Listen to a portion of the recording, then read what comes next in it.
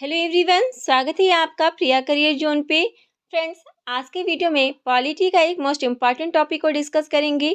Topic का नाम है संविधान के भाग, पार्ट्स ऑफ कॉन्स्टिट्यूशन। अगर आप किसी भी एग्जाम की तैयारी करते हैं, जैसे बीपीएससी, एसएससी, रेलवे या फिर किसी भी स्टेट पीसीएस की तैयारी करते हैं, उन सब के लिए ये वीडियो काफ़ी ज़्यादा हेल्पफुल रहेगी। संविधान के भाग को हम बिल्कुल इजी वे में पढ़ेंगे, ताकि आपको इस वीडियो में सारे फैक्ट याद हो जाएं और आपको इस टॉपिक के लिए कोई और भी सोर्स पे डिपेंड होना ना पड़े। तो चलिए वीडियो को स्टार्ट करते हैं। वीडियो पसंद आए तो लाइक और चैनल को सब्सक्राइब जरूर कर ले। इस वीडियो को अपने फ्रेंड्स में और अपने स्टडी ग्रुप में जरूर शेयर करें। भारत के मूल संविधान में 22 भाग है, लेकिन बाद में संविधान संशोधन के द्वारा भाग 4A को, 9A को, 9B को और 14A को जोड़ा गया तथा भाग 7 को निरस्त कर दिया गया, मतलब भाग 7 को हटा दिया गया। इस प्रकार संविधान के कुल भागों की संख्या अब 25 हो गई है। ऐसे अगर क्रम में हम देखें तो भाग आपको 22 ही दिखेंगे, लेकिन अगर ये जोड़ दिया जाए 4A, 9A, 9B, 14A, इन सब को मिलाकर भाग जो है वो 25 हो गई है। मूल रूप से भारत के संविधान में कितने भाग थे? 22 भाग थे। 395 आर्टिकल थे और 8 अनुसूची थे। अभी प्रेजेंट में देखा जाए तो 25 भाग हो गए हैं और आर्टिकल जो है वो 489 हो गए हैं और अनुसूची अभी प्रेजेंट में 12 हैं। और वर्तमान में भारतीय संविधान में कितने भाग हैं? तो 25 भाग हैं। भाग वन में कहा गया है संघ और उसके राज्य क्षेत्र का वर्णन किया गया है और ये आर्टिकल 1 से 4 तक आता है। वहीं भाग 2 में नागरिकता का वर्णन है और आर्टिकल 5 से 11 तक ये भाग 2 में आता है। भाग 3 में मौलिक अधिकार का वर्णन है, जो आर्टिकल 12 से 35 तक है। मौलिक अधिकार को संयुक्त राज्य अमेरिका के संविधान से लिया गया है। तो एक क्वेश्चन ये बनता है कि मौलिक अधिकार को कहाँ से लिया गया है? तो ये अमेरिका से लिया गया है। और वर्तमान में भारतीय संविधान में 6 मौलिक अधिकार हैं।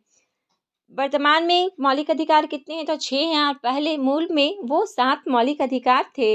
लेकिन संपत्ति के अधिकार को 1978 में 44वें संविधान संशोधन के द्वारा मौलिक अधिकार को हटा दिया गया और इसे संपत्ति का अधिकार 300A बना दिया गया। इसलिए अभी वर्तमान में मौलिक अधिकार कितने हैं? तो 6 हैं। तो फ्रेंड्स, आगे बढ़ते हैं भाग 4 में। भाग 4 में राज्य के नीति निर्देशक तत्व का वर्णन किया गया है, जिसमें आर्टिकल 36 से 51 तक है। राज्य के नीति निर्देशक तत्व जो है वो आयरलैंड के संविधान से लिए गए हैं। भाग 4A मूल कर्तव्य है, जो आर्टिकल 51A में आता है।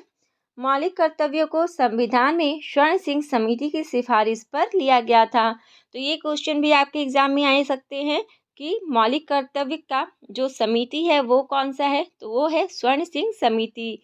और इसमें 1976 में 42वें संविधान संशोधन के द्वारा इसे जोड़ा गया है मूल कर्तव्य को।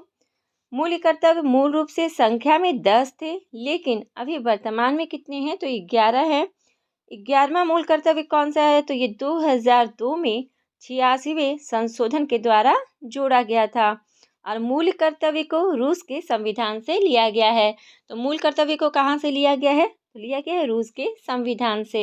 भाग 5 में संघ का वर्णन किया गया है। आर्टिकल है 52 से 151 तक। इसमें केंद्र की सरकार मतलब कार्यपालिका, जिसमें राष्ट्रपति, उपराष्ट्रपति हैं, मंत्रिपरिषद मतलब प्रधानमंत्री, महान्यायवादी, संसद, कार्य संचालन, विधायी प्रक्रिया, वित्तीय विषयों के संबंधों में प्रक्रिया, संघ की न्यायपालिका और नियंत्रक, महालेखा परीक्षक, इन सब का वर्णन आपको भाग 5 में मिलता है। भाग 6 में राज्य का वर्णन किया गया है। आर्टिकल है 152 से 237 तक।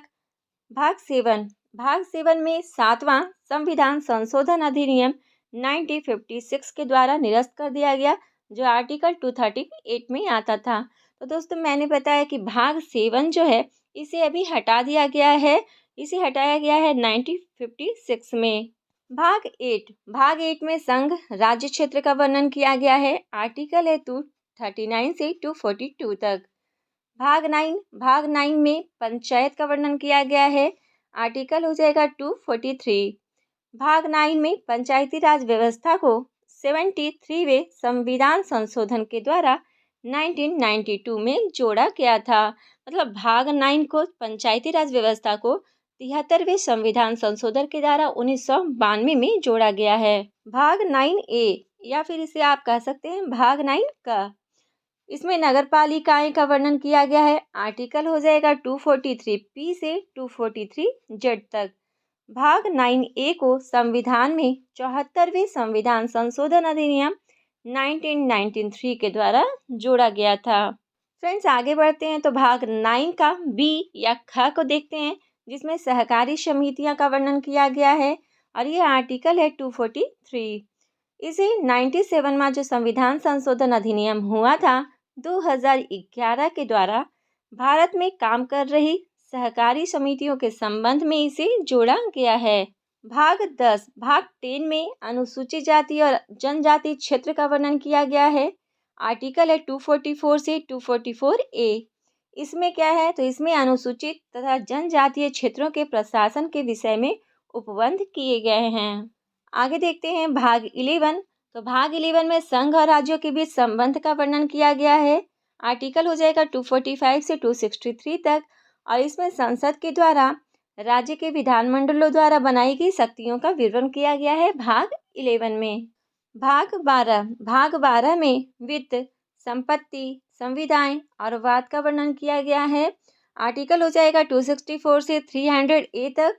भाग 13 में भारत के राज्य क्षेत्र के भीतर व्यापार, वाणिज्य और समागम का वर्णन किया गया है। आर्टिकल हो जाएगा 301 से 307। फ्रेंड्स आगे देखते हैं भाग 14। भाग 14 में संघ और राज्यों के बीच अधीन सेवाएं का वर्णन किया गया है। आर्टिकल हो जाएगा 308 से 323 तक। भाग 14A। तो भाग 14A में अधिकरण का वर्णन किया गया है और इसका आर्टिकल हो जाता है 323A से 323B तक। भाग 15 में निर्वाचन का वर्णन किया गया है। आर्टिकल हो जाता है 324 से 329A तक। निर्वाचन मतलब जितने भी चुनाव होते हैं उन सब का वर्णन आपको भाग 15 में मिलेगा। वहीं भाग 16 तो भाग 16 में कुछ वर्गों के लिए विशेष उपबंध संबंध का वर्णन किया गया है और आर्टिकल हो जाएगा 330 से लेकर 342 तक। भाग 17 में राजभाषा का वर्णन है। आर्टिकल हो जाएगा 343 से 351। संघ की राजभाषा हिंदी और लिपि देवनागरी होगी। ये भाग 17 में बोला गया है कि संघ की जो राजभाषा है वो हिंदी है और लिपि जो है वो देवनागरी है। राज्य की राजभाषा या राजभाषाएं का वर्णन है। उच्चतम न्यायालय, उच्च न्यायालयों में और अधिनियमों, विधेयकों आदि के लिए प्रयोग की जाने वाली जो भी भाषा है उसे भाग 17 में वर्णन किया गया है। भाग 18 तो भाग 18 में आपात उपबंध का वर्णन है और ये आर्टिकल हो जाएगा 352 से लेकर 360 तक। आपात जो है वो 3 तरह के होते हैं। आपातकाल, राष्ट्रीय आपातकाल जो आर्टिकल 352 होगा, राष्ट्रपति शासन या राज्य आपातकाल जो है वो आर्टिकल 356 में है और वित्तीय आपातकाल जो है वो आर्टिकल 360 में दिया गया है। भाग 19 तो भाग 19 में प्रकीर्ण का वर्णन है। आर्टिकल हो जाएगा 361 से 367।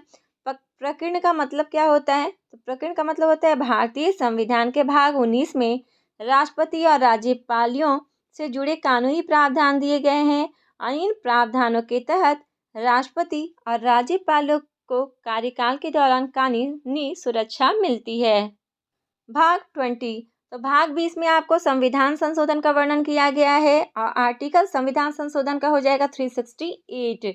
संविधान संशोधन की प्रक्रिया कहाँ से ली गई है तो संविधान संशोधन की प्रक्रिया जो है वो दक्षिण अफ्रीका से ली गई है और ये आर्टिकल पढ़ते हैं 368।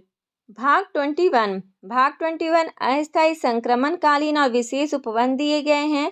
आर्टिकल हो जाएगा 369 से 392।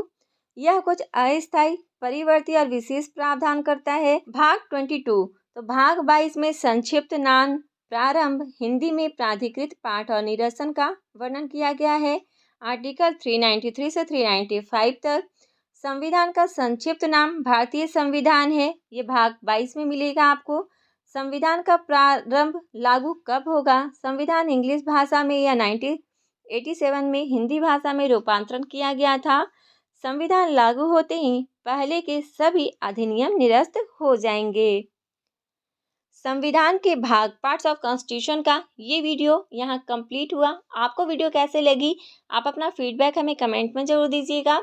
वीडियो पसंद आई होगी तो लाइक एंड शेयर ज़रूर करें। चैनल पे पहली बार आए हैं तो प्लीज़ चैनल को सब्सक्राइब कर ले और पास वाले बेल आइकन को प्रेस कर ले ताकि न्यू वीडियो का नोटिफिकेशन आपके पास सबसे पहले पहुँच सके। तो मिलते हैं इसी तरह के और भी नई वीडियो में। तब तक के लिए बाय बाय, टेक केयर, जय हिंद।